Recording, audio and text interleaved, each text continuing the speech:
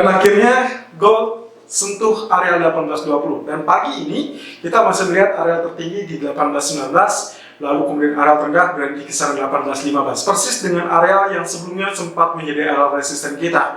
Dan kalau misalkan Anda simak dengan video outlook kemarin, saya sempat menjelaskan Anda bisa saja melakukan area buy on breakout atau strategi follow buy saat menembus area resisten tersebut. Nah, kali ini yang menjadi pertanyaan adalah apakah kenaikan masih layak untuk diikuti atau akan ada terjadi koreksi terlebih dahulu. Oke, seperti biasa kalau misalkan sudah terjadi breakout, maka yang akan sangat layak adalah kemungkinan potensi dip ataupun correction. Tapi ingat bahwa ini hanyalah sekedar koreksi, bukan perubahan arah ataupun bearish reversal. Masih jauh untuk arah bearish reversal tersebut, apalagi kalau kita lihat dengan beberapa aksi yang dilakukan, baik itu kawasan zona Eropa, lalu kemudian Amerika, lalu kemudian juga Asia, dan juga kawasan-kawasan lainnya.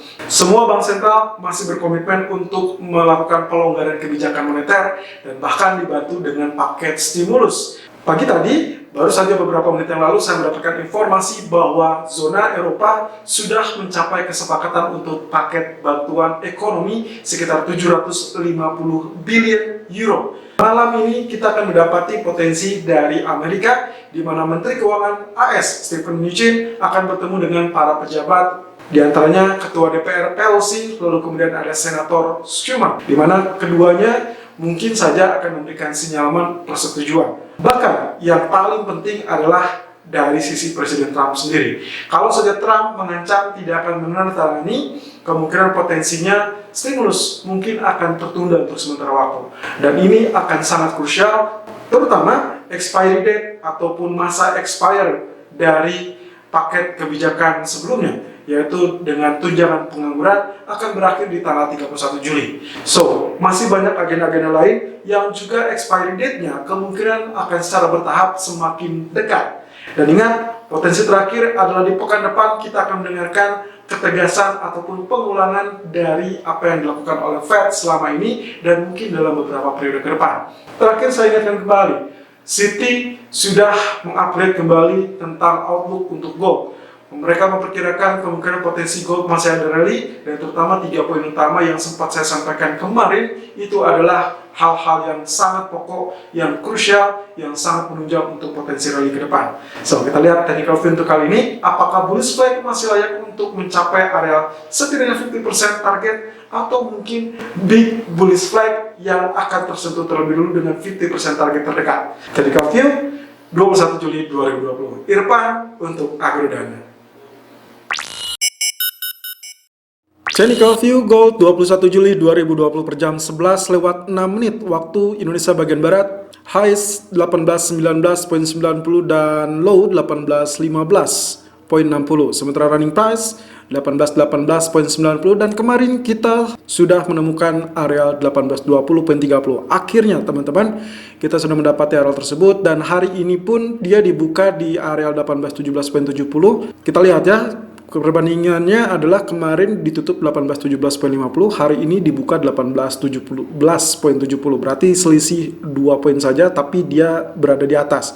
Dan kabar positifnya adalah dia berhasil dibuka di atas area resisten small bullish flag dari daily chart. Ingat, agenda kita adalah wave kelima akan berada kurang lebih hampir menyamai dengan target dari bullish flag atau big bullish flag di kategori wave ketiga dan wave keempat. Ini wave ketiganya, ini wave keempat, berarti kita mendapati arealnya 1920. Kita on the way ke sana, tapi ingat, memang jalannya terjal berliku dan cukup banyak rintangan. Tapi yang kita harus ingat adalah target terdekat dari 50% area itu diukur dari big bullish flag kita berada di kisaran 1828 ataupun 1829. Sementara sampai saat ini saya belum menghitung area target yang sangat spesifik dari small flag atau small bullish flag di daily chart juga, yaitu kurang lebih kalau kita hitung dari ketinggian tiangnya seperti ini ya, saya asumsikan kurang lebih dari area 1771 sampai puncaknya di area 1817 ya, atau 1815, let's say seperti itu. Nah, berarti kita memiliki area selisih 1770 hingga 1815, kurang lebih sekitar 30 atau 45 poin.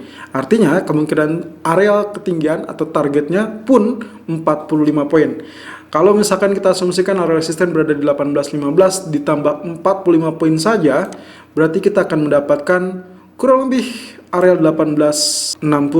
Well, of course, itu adalah target utama dari small bullish flag kita, sehingga kemungkinan potensinya kita memiliki beberapa area penting untuk beberapa periode mendatang. Ingat, sebelum 19.20 kemungkinan kita akan mendapati area 18.28 sebagai resisten pertama, resisten kedua akan berada di kisaran 18.45, dan tentunya 18.60 sebagai area dari small flag ini. Nah, lalu kemudian yang paling penting lagi adalah kita tinjau terlebih dahulu dari area candlestick, di mana ini adalah price action kita untuk meyakini apakah bullish masih tetap berjaya untuk hari ini terutama atau untuk waktu-waktu mendatang. Dan tentunya dengan area yang sempat menjadi menara kembar kita kemarin, lalu kemudian terkonfirmasi dengan bullish candle dan menembus, ya, berarti kalaupun penurunan itu adalah pullback, dan pullbacknya sudah terjadi sebetulnya tadi pagi di 18.15.60. Tapi kita lihat dari grafik H4-nya terlebih dahulu, ya. Intinya ini adalah kesempatan untuk kembali mengalami rally, terutama dengan informasi yang saya baru saja dapatkan adalah paket recovery fund untuk zona Uni Eropa disepakati kurang lebih dengan nilai 750 billion euro, yang sempat saya kemarin sampaikan bahwa ini adalah hal yang positif untuk gold tentunya. Nanti malam kurang lebih yang kita akan dapatkan adalah faktor utama dari paket stimulus lanjutan dari Amerika. Kendala yang utama adalah Trump tidak mau menandatangani jika tanpa ada pemotongan pajak. So, kita akan lihat potensi ini akan menjadi cukup krusial. Karena pekan depan 31 Juli adalah tenggat waktu atau deadline atau masa expiry date dari paket stimulus sebelumnya. Di grafik H4, arealnya sudah melewati area resisten, ini versus. Lalu kemudian yang paling penting adalah selalu andalkan pullback.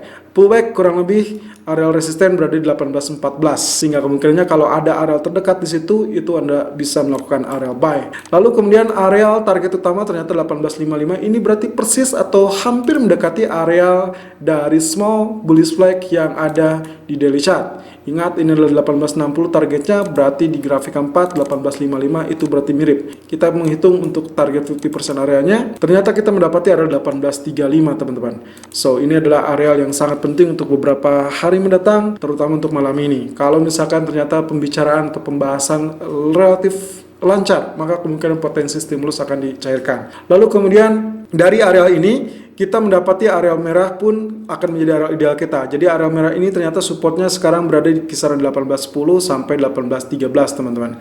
So idealnya kalau misalkan ada pullback di area 18.10 ataupun 18.13 itu adalah area yang sangat baik untuk melakukan buy.